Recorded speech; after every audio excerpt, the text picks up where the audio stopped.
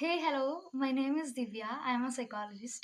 So, do you have any guess what will be our topic today? ഇന്ന് നമ്മൾ പറയാൻ പോകുന്ന വിഷയം രോമാഞ്ചം. That means goose bumps. So കുറേ പേർക്കൊക്കെ കുറച്ചൊക്കെ ധാരണയുണ്ടാവും. സോ അറിയാത്തവർക്ക് വേണ്ടിയിട്ട് I would like to say some facts and some interesting things regarding goose bumps.